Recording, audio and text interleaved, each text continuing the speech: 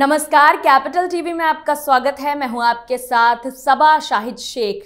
केंद्रीय गृह मंत्री अमित शाह ने 3 अहम कानूनों को पूरी तरह से बदल दिया। इंडियन पीनल कोड, सीआरपीसी और इंडियन एविडेंस एक्ट के बदले नई कानून की शुरुआत की है।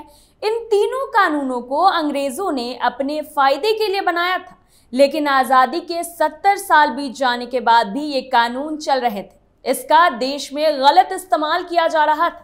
सवाल यह है कि मोदी सरकार ने अचानक से ये फैसला क्यों लिया। एक्सक्लूसिव इंटरव्यू में आज हमारे साथ देश के जाने माने कानून विशेषज्ञ अश्विनी उपाध्याय हैं, जिनसे हम आज मोदी सरकार के इस ऐतिहासिक फैसले पर बात करेंगे। अश्विनी जी, आपका बहुत बहुत स्वागत है। पहला सवाल तो ये है कि इतने सारे कानूनों को बदलने की आखिर क्यों जरूरत पड़ी? पिछले साल माननीय प्रधानमंत्री जी ने लाल किले से कहा था कि गुलामी की एक एक निशानी को मिटाना है, और अब माननीय गृह मंत्री जी ने अंग्रेजों के 3 कानूनों को खत्म करने के लिए पार्लियामेंट में बिल पेश कर दिया है। 1860 में बना हुआ इंडियन पिनल कोड अब खत्म हो जाएगा। 1872 में बना हुआ एविडेंस एक्ट भी खत्म होगा, और इसी के साथ क्रिमिनल प्रोसीजर कोड ये भी अब खत्म हो जाएगा। इसकी जगह 3 नए कानून आ जाएंगे। मैं इसके लिए माननीय प्रधानमंत्री जी को और माननीय गृह मंत्री जी को धन्यवाद देता हूं, उनकी पूरी टीम को धन्यवाद देता हूं। लेकिन मेरी एक रिक्वेस्ट है जी। 3 कानून आपने शुरू किए, खत्म किया है, ये स्वागत योग्य है, लेकिन 1950 से पहले बने सभी कानूनों को खत्म करिए, क्योंकि अंग्रेजों ने एक भी कानून भारत के लिए, भारत की संस्कृति के लिए, भारत में भ्रष्टाचार खत्म करने के लिए या भारत में अपराध खत्म करने के लिए नहीं बनाया था। अंग्रेजों ने 100% कानून या तो भारत को लूटने के लिए बनाया था, या भारत को बांटने के लिए बनाया था, या अपनी सत्ता को मजबूत करने के लिए बनाया था। इसलिए जब तक एक भी अंग्रेजी कानून है, तब तक भारत में राम राज्य नहीं आ सकता। कायदे से ये काम नेहरू जी को करना था कि जैसे आज़ादी मिली, सारे अंग्रेजी कानून खत्म कर देते, अंग्रेजी व्यवस्था बदल देते, अंग्रेजी पुलिस व्यवस्था बदलते, अंग्रेजी न्यायिक व्यवस्था बदलते, लेकिन उन्होंने कुछ नहीं किया। अब वही काम मोदी जी कर रहे हैं। इसके लिए बहुत बहुत साधुवाद, बहुत बहुत बधाई। अश्विनी जी, इन कानूनों को बदलने से क्या लोगों को कम समय में न्याय मिल पाएगा? क्या स्पीडी जस्टिस की उम्मीद की जा सकती है? लेकिन ये 3 कानून बदलने से स्पीडी जस्टिस अभी भी नहीं होगा। 1 साल के अंदर न्याय नहीं मिलेगा। अगर हम चाहते हैं कि भारत में 1 घंटे के अंदर मुकदमा दर्ज होना शुरू हो जाए जी, 1 महीने के अंदर जांच पूरी हो जाए, और 1 साल के अंदर लोगों को न्याय मिलना शुरू हो जाए, यानी FIR within hour, investigation within month and justice within year, तो उसके लिए हमें अमेरिका की तर्ज पे 1 नेशन 1 पिनल कोड लागू करना पड़ेगा। जो कानून अभी पेश हुआ है पार्लियामेंट में, ये बहुत अच्छा है, पहले से बहुत बेटर है।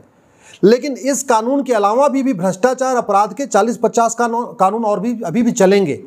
घूसखोरी का कानून अलग से चलता रहेगा, जमाखोरी का अलग से चलता रहेगा, मिलावटखोरी का अलग से चलता रहेगा, कालाबाजारी का अलग से चलता रहेगा, नशा तस्करी का अलग से चलता रहेगा, मानव तस्करी का अलग से चलता रहेगा, सोना तस्करी का अलग से चलता रहेगा, जिहाद कट्टरवाद रोकने के लिए अलग से कानून चलता रहेगा, घुसपैठ के लिए कोई कानून है ही नहीं है, धर्मांतरण के लिए कोई कानून सेंट्रल लेवल पे है ही नहीं है, आतंकवाद वाला कानून अलग से चलता रहेगा, अलगाववाद वाला अलग से चलता रहेगा जी। मेरा आग्रह ये है माननीय प्रधानमंत्री से, गृह मंत्री से, कि आप अमेरिका के फेडरल पिनल कोड की तर्ज पे जो एक नया कानून बना रहे हैं, इसी में सारे के सारे भ्रष्टाचार और अपराध के जितने भी कानून हैं, इसी में चैप्टर 1, चैप्टर 2, चैप्टर 3 करते करते करते 100 चैप्टर हो जाए, 120 चैप्टर हो जाए। जैसे अमेरिका के फेडरल पिनल कोड में 123 चैप्टर है, तो हमारी तो जनसंख्या ज़्यादा है, हमारे यहाँ अपराध भी ज़्यादा है, तो हमारे यहाँ तो 150 चैप्टर भी हो सकता है या 200 चैप्टर भी हो सकता है। लेकिन हमें इस पैटर्न पे बनाना पड़ेगा, क्योंकि मुकदमा लिखने वाला हवलदार होता है, वो 10वीं या 12वीं पास होता है। अगर हम 50 कानूनों का मकड़जाल कंटिन्यू करेंगे तो वो 50 कानूनों को नहीं पढ़ पाएगा। हाँ, अगर एक कानून में सारे के सारे अपराध इसमें शामिल हो जाएंगे तो वो हवलदार थाने में बैठा बैठा देखता रहेगा कि कौन से चैप्टर में क्या लिखा है, कौन से चैप्टर में क्या लिखा है, तो FIR आसानी से लिख देगा, और FIR अच्छा लिखेगा।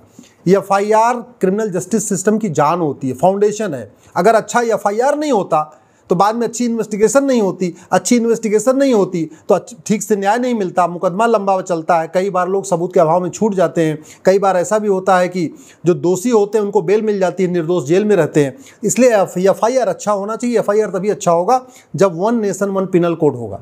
अश्विनी जी, हमने तो सुना है one nation one tax, one nation one personal code.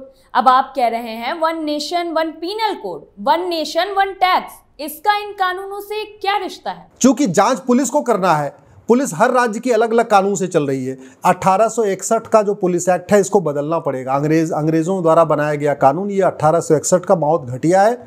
हमें one nation one police code भी लागू करना पड़ेगा। तीसरी बात, बहुत सारे लोग झूठ बोलते हैं, लगातार बोलते हैं। तो झूठे मुकदमों को रोकने के लिए, झूठी गवाही को रोकने के लिए, झूठी शिकायत को रोकने के लिए और सच उगलवाने के लिए नार्को पॉलीग्राफ ब्रेन मैपिंग कानून बनाना पड़ेगा। जब तक ये नहीं होगा तब तक 1 घंटे में FIR अगर हो भी गई तो 1 महीने में जांच नहीं हो पाएगी और 1 साल में न्याय नहीं मिल पाएगा।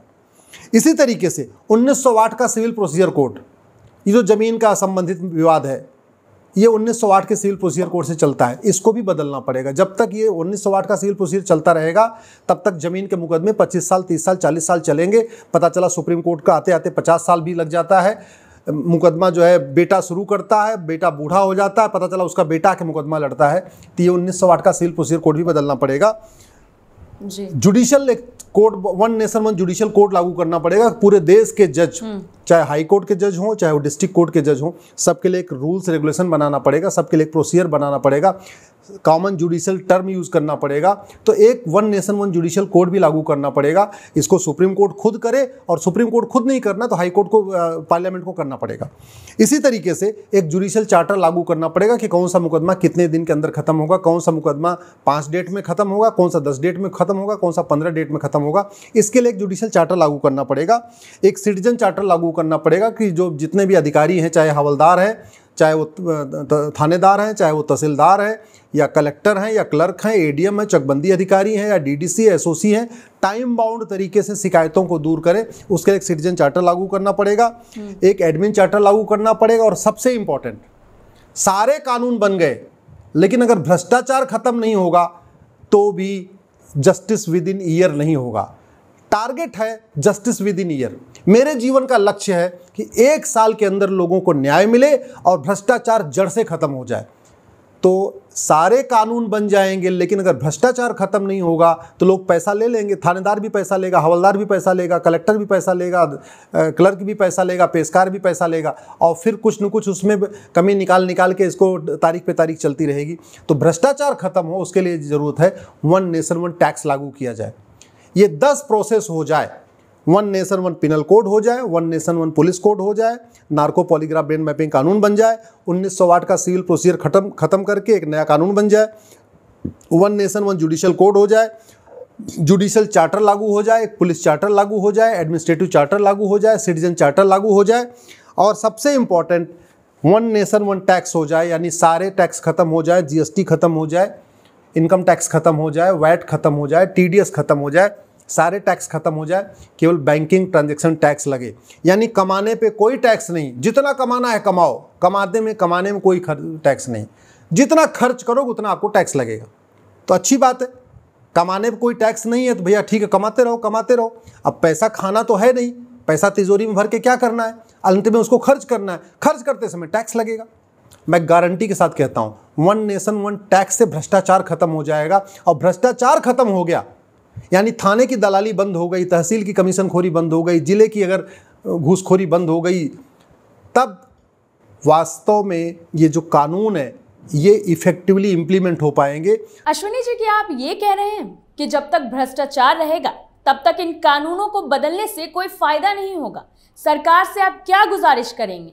जब तक भ्रष्टाचार की गुंजाइश रहेगी, जब तक पैसा लेके और पैसे से बड़ी बड़ी कार खरीदने का उनके पास मौका होगा, लग्जरी फ़ोन खरीदने का मौका होगा, बाइक खरीदने का मौका होगा या फ्लैट और प्लॉट खरीदने का मौका होगा, तब तक उनका दिमाग अपने काम पे नहीं रहेगा। तब तक उनका दिमाग रहेगा कितना नंबर 2 का वसूलो। और सरकारी विभाग में यही होता है, जो उनको तनख्वाह मिलती है उनको लगता है तनख्वाह तो हमारी है, काम करने का पैसा लेते हैं, काम करें। उनको कभी ये सोचते ही नहीं कि काम करने के लिए ऑलरेडी तनख्वाह मिल रही है तो फिर अलग से पैसा क्यों चाहिए।